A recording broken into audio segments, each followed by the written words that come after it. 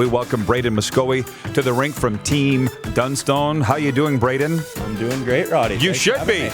You're off to the Brier. Doing a lot better this week now that I know what's going on. Yeah, no kidding. So, as I said, you don't just have to be a Saskatchewan curling fan for this story to resonate all across the country. The Brier and the Scotties are next month in the bubble in Calgary, and every province seems to be doing something different. But here in Saskatchewan, Team Dunstone has been anointed, along with Team Anderson, as the provincial reps. And with no small, not backlash necessarily, but there were no provincial playdowns. You were anointed the champions, and incidentally, you're the defending champions, but it didn't really go over quietly.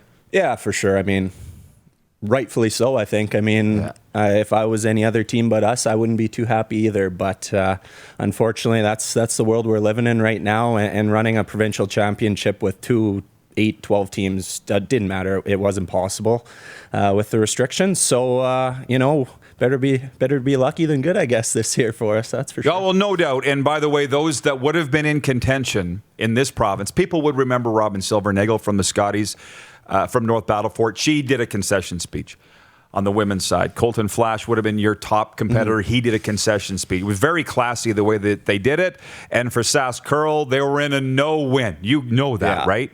Yeah, it's such a tough spot to be in. Like, no matter which route you go, you're going to have people that are upset. So I think Curl Sask did a good job. They took their time with it. I think they explored all the options. They were trying to run a bubble. They couldn't get that approved by Sask Health. So at the end of the day, they had no choice left but to put together some criteria and make some selections. So lucky for us and lucky for Sherry's team. Right. So to move ahead, you literally bounced in here, Braeden. I'm not sure you know that.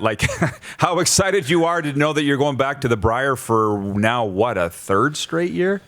Yeah, 2 in a row, I guess. This will be 2 in a row. Lost the final to that damn Kirk Myers a couple years ago, so had to get him on our squad now. But yeah, we're thrilled. It's been, curling. This is what we do. This is our livelihood.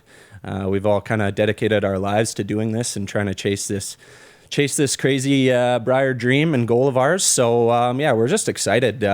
It's a weird feeling when it's something's taken from you that you love and you can't do anymore. And to no fault of your own, it's just taken off the table. So I know we're excited to get back at it, and I know there's a ton of people that are just really craving some curling, and they're going to get a lot of curling for a couple months, so it's going to be pretty exciting. Well, especially if you win, you're going to get a lot of curling for a couple months. Yeah. I did run into one of your team members I mentioned on the weekend, and they said that if you win all the way out, you're looking at 2 months in the Calgary bubble.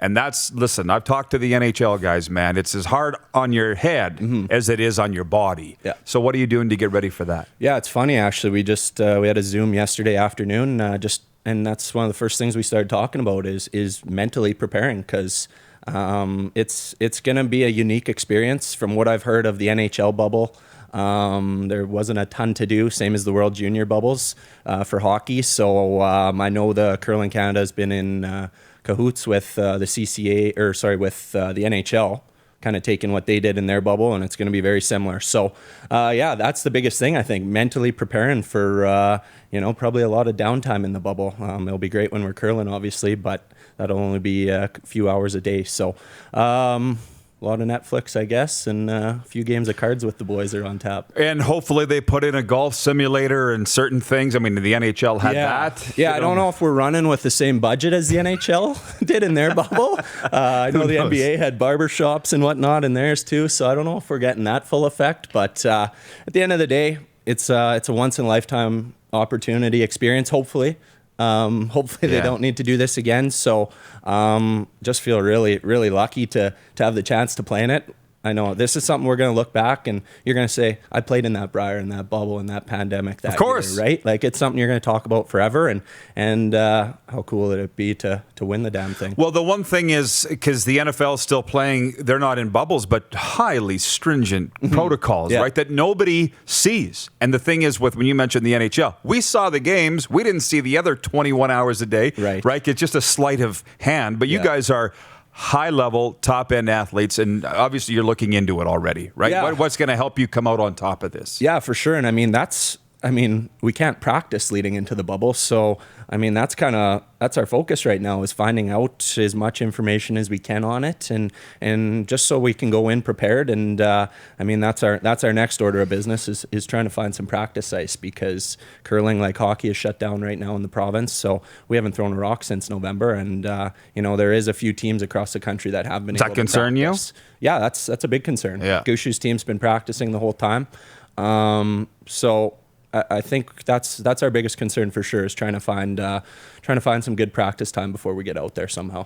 Did you see? You must follow Rachel Homan on Instagram. Did you see she built a rink out of the lake? Yeah, I did. I'm good friends with her, so I was chatting with her about that. It's pretty cool. Actually, there's lots of teams that have been finding their way onto lakes and stuff to do some training, and I mean, it's a cool little photo op, but it doesn't compare to playing on the Brier ice. So yeah, no kidding. We need to find some real ice, but if anyone has a rink around, we'd definitely be interested. Well, maybe you might still end up on Mosaic's ice before all said and done. But I got to say this.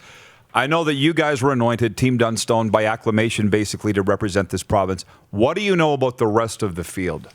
Yeah, it's going to be a stacked field. Were they all the same coming out of their provinces? Pretty the same much. Way? It's most of the defending champs, like John Epping, Brad Jacobs. Alberta's announcing today, which will be an interesting one, because Brendan Botcher's technically the defending champion, but Kevin Cooey was Team Canada at the Brier last year, so they technically never lost their Alberta championship. So will be interesting to see what Alberta chooses to do there. But for the most part, across the board, it's been the defending champions. That's good. So what's between now and the start of the Brier?